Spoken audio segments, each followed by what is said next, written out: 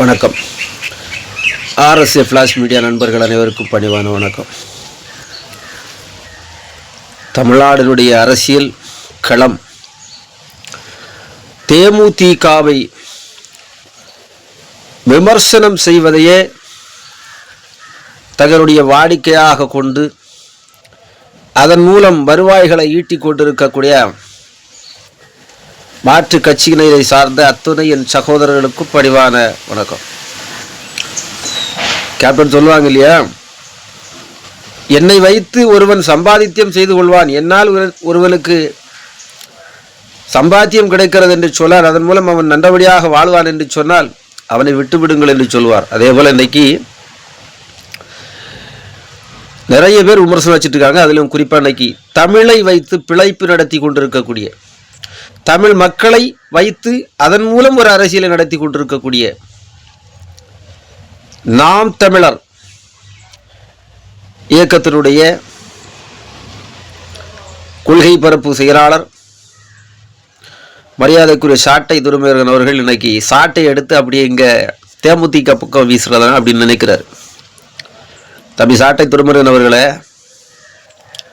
நீங்கள் நிறைய கேள்விகள் கேட்டிருக்கீங்க. குறிப்பாக பார்த்தீங்கன்னா, தேமுதிகவுக்கு கொள்கை கிடையாது, கேப்டன் நல்லவர் தான், ஆனால் தேமுதிகவுக்கு கொள்கை கோட்பாடு தத்துவங்கள் கிடையாது.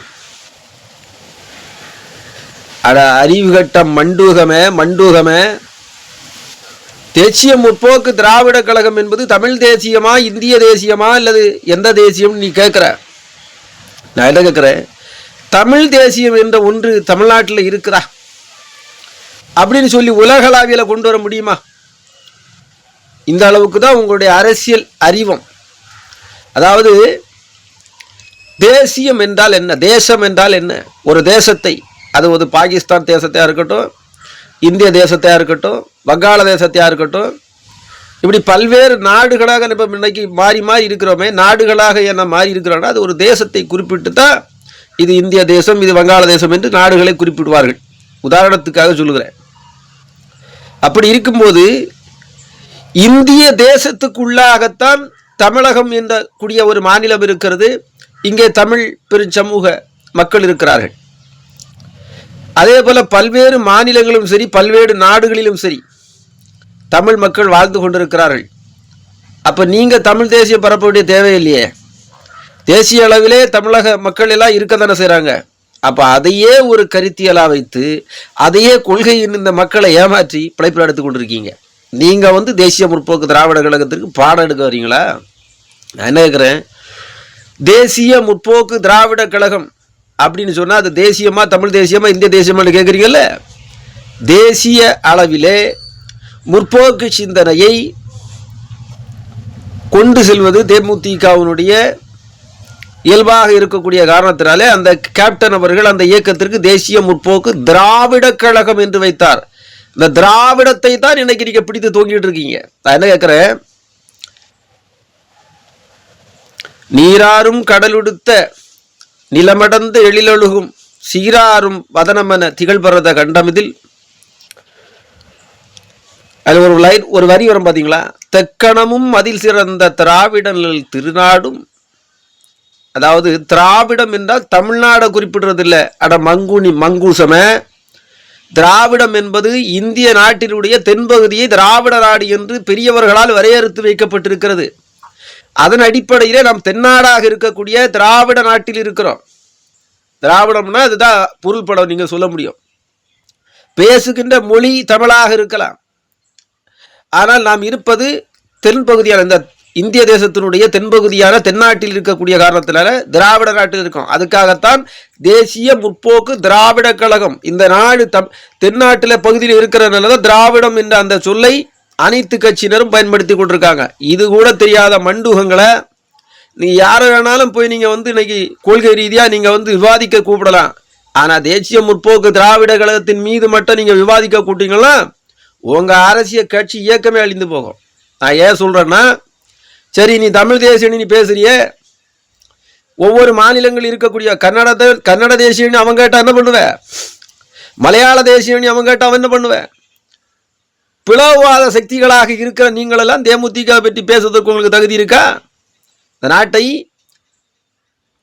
மொழியை வைத்து, இனத்தை வைத்து, ஜாதியை வைத்து, மதத்தை வைத்து அரசியல் பாகுபாடு பார்க்கக்கூடிய நீங்களெல்லாம் எங்களை விமர்சனம் பண்ணுறீங்க. கொள்கை இருக்குதா, கோட்பாடு இருக்குதா, தத்துவம் இருக்குதான்னு கேட்குறீங்க. மண்டுகமே புரிந்துகொள். தேசிய முற்போக்கு திராவிட கழகத்தினுடைய முதல் கொள்கையாக நீ பார்க்க போனீங்கன்னா, இரத்தத்தால் அனைவரும் ஒரே இனம் ஒரே குலம். எந்த தலைவனும் சொல்ல முடியாது. அந்த அளவுக்கு ஒரு அருமையான கொள்கை வைத்தவர் கேப்டன். அதாவது ரத்தம்னா தெரியல உனக்கு? ஜெயிலுக்கு போயிட்டு வந்த சகோதரன் நீ, உங்களுக்கு தெரியல அடின்னா என்ன, ரத்தம்னா என்ன, இதெல்லாம் தெரிஞ்சிருப்பீங்கல்ல. ரத்தத்தால் அனைவரும் ஒரே இனம் ஒரே குலம் அப்படின்னு சொன்னாக்கா, இந்த தமிழ்நாடு மட்டுமல்ல, இந்திய அளவில் இருக்கக்கூடிய அனைத்து மக்களையும் இது குறிப்பிடுது. புரியுதா? இப்ப எந்த தேசியம் நீ புரிஞ்சுக்க. எங்களுக்கு தேசியம் என்பதை விட அந்த மக்கள் முக்கியம். அந்த மக்கள் சார்ந்துதான் கொள்கை முக்கியம். அந்த கொள்கையை வரையறுத்து வைத்திருக்கிறவர் கேப்டன். ரத்தத்தால் அனைவரும் ஒரே இனம் ஒரே குலம். புரிந்து கொள்ளணும். இதில் ஜாதி இல்லை, மதம் இல்லை, இனம் இல்லை, பேதம் இல்லை. அந்த மாதிரி கொடி பிடிச்சிட்டு தமிழ்னு கொடி பிடிச்சிக்கிட்டு அந்த தமிழக மக்களை வாக்கரசியலுக்காக பிரித்து வைத்து அது ஒரு கொள்கை ஏற்பாடு நீ பண்ணிட்டு இருக்கிற. இயற்கை வளம் சார்ந்து மண் வளம், மலை வளம், நீர்வளம் போன்ற வளங்களை காப்பாற்றுவதற்காக நீ பேசுகிற அரசியலை நான் ஏற்றுக்கொள்கிறேன். ஏன்னா எங்களுடைய கேப்டன் அவர்கள் அதை பேசிய பின்பு தான் நீங்கள் பேசுறீங்க. அதனுடைய ஜெராக்ஸ் எடுத்து நீங்கள் பேசிட்டு இருக்கீங்க. அதை நான் ஒத்துக்கொள்கிறேன். ஆனால் கொள்கை இல்லைன்னு சொல்லி நீ எந்த அடிப்படையில் சொல்கிற? தேமுதிகவுக்கு ரத்தத்தால் அனைவரும் ஒரே இனம் ஒரே குலம் என்பது சமூக நீதியினுடைய வெளிப்பாடு. அப்படின்னா சமூக நீதியினுடைய கொள்கையை தாங்கி பிடிக்கிற இயக்கம் ஒரே இயக்கம் தேசிய முற்போக்கு திராவிட கழகம் தான். ஏன் இதை சொல்றேன்னா, இன்னைக்கு நாம் தமிழர் பெரிய கட்சி நாங்க தான் அப்படின்னு சொல்றீங்கல்ல. உங்க இயக்கத்துல தாழ்த்தப்பட்டவன், பிற்படுத்தப்பட்டவன், ஒடுக்கப்பட்டவன், ஒதுக்கப்பட்டவன், சிறுபான்மையினர்னு வருஷம் வச்சிருக்கல்ல. இதுக்கு பேர் என்ன ராஜா? இதுதான் பிளவுவாத சக்தின்னு சொல்றது. மக்களை பிளவுபடுத்தி வச்சிருக்கிற. என் மக்களை ஒரே மாதிரி நீ பார்க்க மாட்டேங்கிற.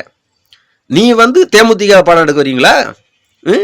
அப்போ ரத்தத்தால் அனைவரும் ஒரே இனம் ஒரே குலம்னு சொன்ன தேமுதிக கொள்கைக்கு உன் கொள்கை ஈடாகுமா? நீ பேசலாமா? சரி, அடுத்து பார்த்தீங்கன்னா தமிழை மட்டுமே படிக்கிற மாதிரியே நீ பேசிட்டு போறல. அன்னை மொழியாம் தமிழ் மொழியை கண்ணுக்குள் இருக்கக்கூடிய கருவிழி போல காப்போம், பிற மொழிகளும் கற்றுத் தேர்ந்தால்தான் பல நாடுகளிலே பயணப்பட முடியும். பல மாநிலங்களை பயணப்பட்டு தொழில் முனைவராக பல்வேறு துறைகளிலே சிறந்து விளங்குவதற்கு இது வாய்ப்பாக அமையும். எனவே தான் கேப்டன் அவர்கள் தாய்மொழியாம் தமிழ் மொழியை நம்முடைய கண்ணுக்குள்ளே இருக்கக்கூடிய கருவிழி போல காப்போம். அதான் அது தமிழ் மொழிக்கு முக்கியத்துவம் தர்றோம், உயிராக நினைக்கிறோம், மாற்று கருத்தில்லை. ஆனால் பல மொழிகளும் கற்று தேர்ந்தால்தான் பல இடங்களில் பயணப்பட்டு பல சாதனைகளை புரிய முடியும் என்பதற்காகத்தான் அருமையாக கொள்கை வகுத்தார். இது எந்த கட்சி தலைவரும் சொல்லல. தேமுதிக தலைவர் கேப்டன் விஜயகாந்த் என்ற மாபெரும் மேதை தான் சொன்னார். அவரை பார்த்து நீ அவருக்கு கொள்கை கிடையாது, அந்த கட்சிக்கு கொள்கை கிடையாதுன்னு சொல்ற. சரி, இன்னைக்கு மண்வளம் மலைவளம்னு பேசுறீங்களே, கேப்டன் அவர்களுடைய தேர்தல் அறிக்கையை எடுத்து பார். எப்படிப்பட்ட அறிக்கை வச்சிருக்காரு கொள்கை ரீதியா. எங்களுடைய கொள்கையே இந்த தமிழ்நாட்டில் இருக்கக்கூடிய அனைத்து நதிகளையும் இணைக்கப்பட வேண்டும் என்றுதான். எதற்காக இணைக்கப்படுறோம்? விவசாயத்தை கருதி, மக்களுடைய குடி தண்ணீர் கருதி. அனைத்து இடங்களிலும் விவசாயம் இல்லாத இடங்களிலும் விவசாயத்தை கொண்டு வர வேண்டும்.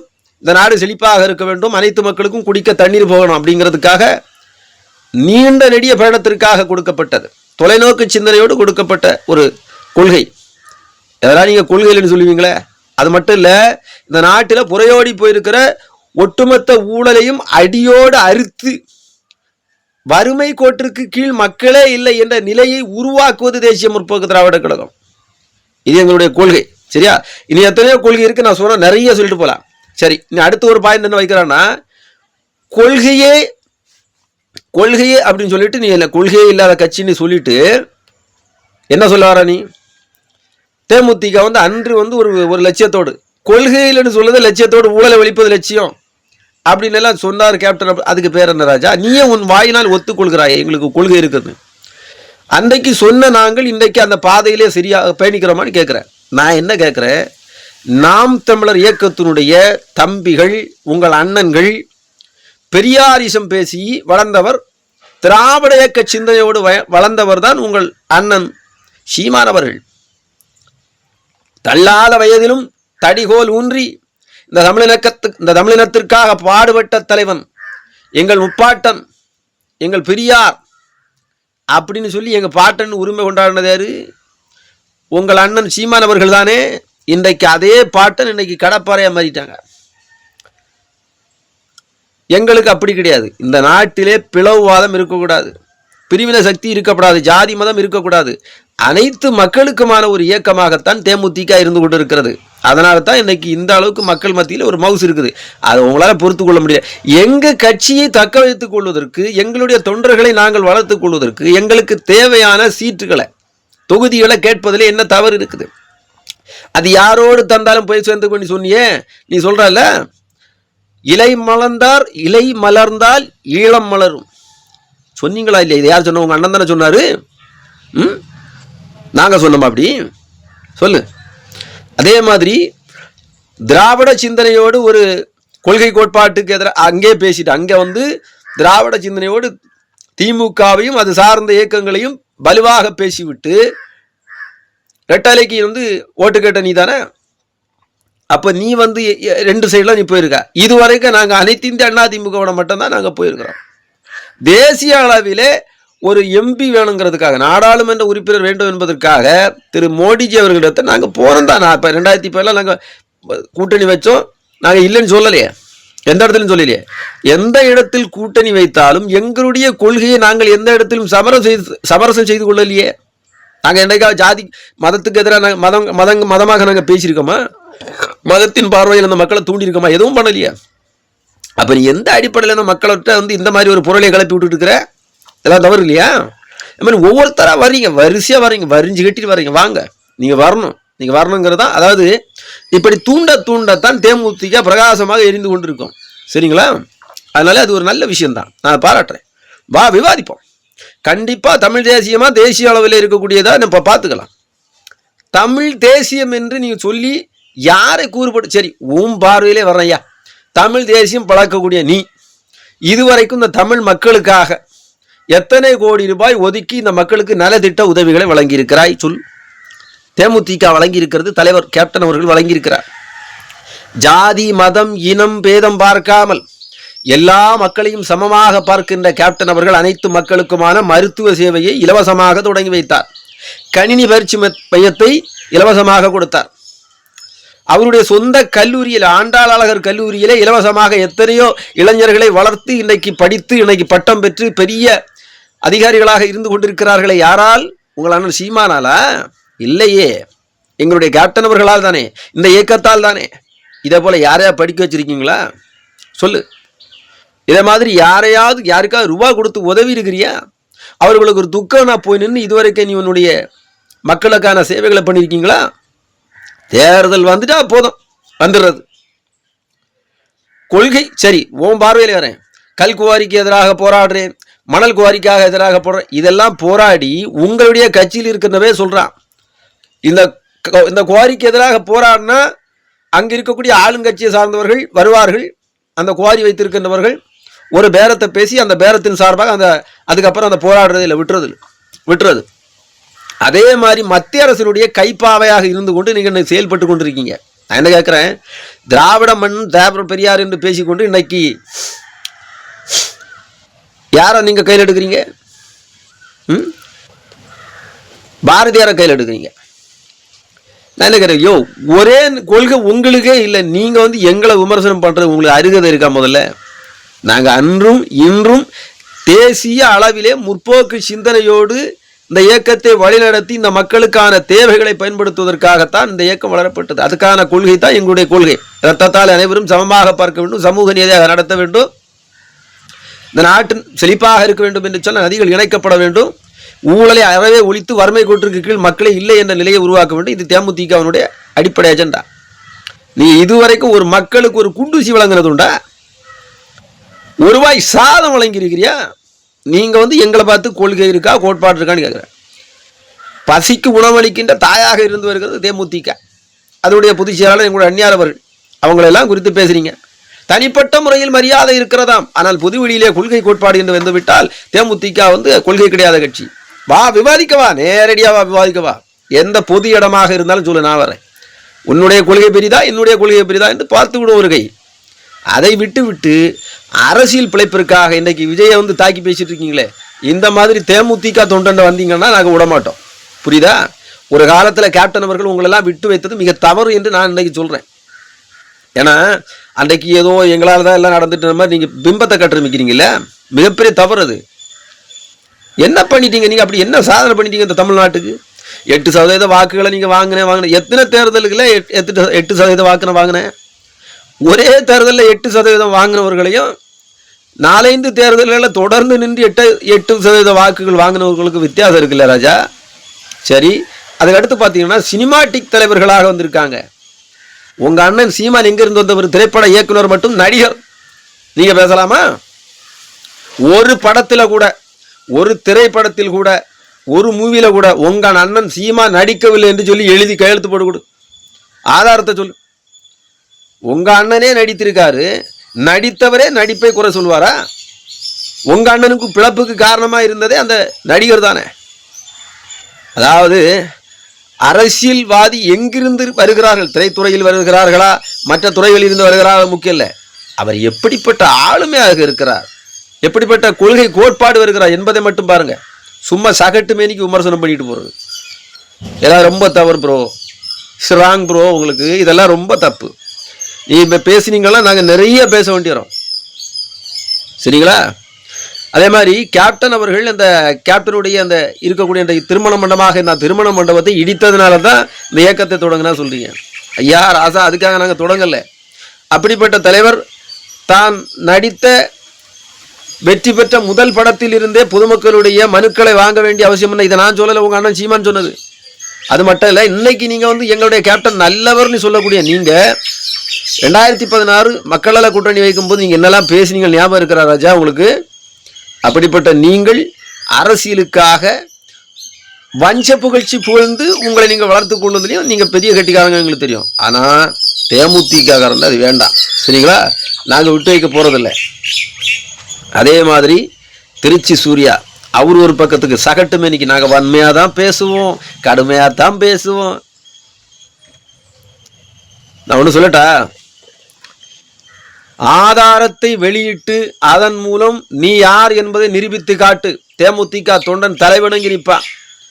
எந்தவித ஆதாரமும் இல்லாமல் சகட்டு மேனிக்கு தேமுதிக கழக பொதுச்செயலாளர்களை கடுமையான விமர்சனங்களை ஒருமையில் சொல்லி தவறான வார்த்தைகளை பேசினால் தேமுதிக தொண்டன் ஒன்றும் பார்த்து சும்மா இருக்க மாட்டாங்க. பதிலடி கண்டிப்பாக கொடுப்பாங்க. எல்லாரும் செல்லபெருமாளா இருக்க மாட்டாங்க. நேர்மையான அரசியல் பேசுறதுக்கு, நேர்மையான விமர்சனம் வைக்கிறதுக்கு எல்லாரும் செல்லபெருமாளா இருக்க மாட்டாங்க.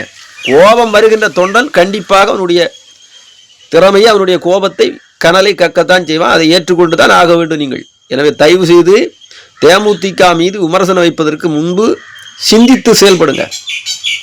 ஏன்னா இந்த நாட்டு மக்களுக்கு உழைத்து இன்றைக்கு அவருடைய இன்னுயிரையும் நீர்த்து இன்னமும் இந்த இயக்கம் இந்த பொதுமக்களுக்கு உணவளித்து கொண்டிருக்கிறது, தேவைகளை அறிந்து செயல்பட்டு கொண்டிருக்கிறது. அப்போ நாங்கள் வேறணி நீ சொல்றிய என்ன கேட்குறேன்? ஒவ்வொரு தேர்தலுக்கும் தனித்து தான் நிற்போம் என்று ஏதாவது ஒரு இயக்கத்தை ஆட்சிக்கு வரவிடாமல் இருப்பது அந்த அரசியல் ஸ்ட்ராட்டஜிக்கு பேர் என்னது? அதற்கு நீ எவ்வளோ காசு வாங்குற? 300 கோடி ரூபாய் வாங்குற, 400 கோடி ரூபாய், சரி ஓகே. ஒவ்வொரு தேர்தலுக்கும் உங்கள் அண்ணன் சீமான் அவர்கள் உங்களுடைய தொண்டர்களிடத்திலிருந்து மாநாடுகள் கூட்டுவதற்கும் பொதுக்கூட்டங்கள் நடத்துவதற்கும் எவ்வளோ வாங்குறீங்க? அதோடைய கணக்கு வழக்க பொது இடத்துல காட்டு, நாங்களும் காட்டுறோம் சரியா? இந்த மாதிரி சகட்டுமே நீங்கள் பேசி நீ தப்ப முடியாது ராஜா. அதே மாதிரி நீங்கள் என்ன வேணுமானு பேசி. இப்போ அந்நியார் பேரம் பேசினாங்க, இவ்வளோ கோடி வாங்கினேன்னு சொன்னால் நீ ஒவ்வொரு தேர்தலையும் வாங்கிட்டு இருக்கீங்களே. இலை மலர்ந்தால் ஈழம் மலர்ன்னு சொல்லி அம்மா கிட்ட காசு வாங்கினீங்க. பெரியாரை குறித்து கௌரவமாக பேசி ஐயா கலைஞர் ஒரு இடத்துல காசு வாங்கிக்கிட்டீங்க. இன்னைக்கு பாரதிய ஜனதா என்ற ஒரு கட்சியில் மத போதனைகளை எல்லாம் எப்படியாவது அனைத்து இடங்களும் பரவ செய்ய வேண்டும் என்று நினைக்கின்ற ஒரு கட்சிக்கு அடிநாதமாக இருந்து மறைமுகமாக வேலை பார்த்து கொண்டிருக்கிற நீங்களெல்லாம் தேமுதிக குறித்து பேசுவது தமிழ்நாட்டு அரசியலுக்கு மக்கள் பாடம் கற்றுக்கொள்ளணும். ஏன்னா இந்த தமிழ்நாட்டில் இருக்கக்கூடிய பிளவுவாத சக்திகளில் மிக வலுவான பிளவுவாத சக்தி எதுன்னு கேட்டிங்கன்னா நாம் தமிழர் இயக்கம் தான். அதை மக்கள் மறந்திருக்க மாட்டீங்கன்னு நினைக்கிறேன். கண்டிப்பாக வருங்காலம் தேசிய முற்போக்கு திராவிட கழகம் என்னும் பேரியக்கத்தினுடைய பெயர் எப்படி நிலைநாட்ட போகிறது என்பதை நாம் தமிழர் தம்பிகள் பார்த்து கற்றுக்கொண்டு அதன் பிறகு அரசியலுக்கு வாருங்கள். நன்றி, வணக்கம் உறவுகளே.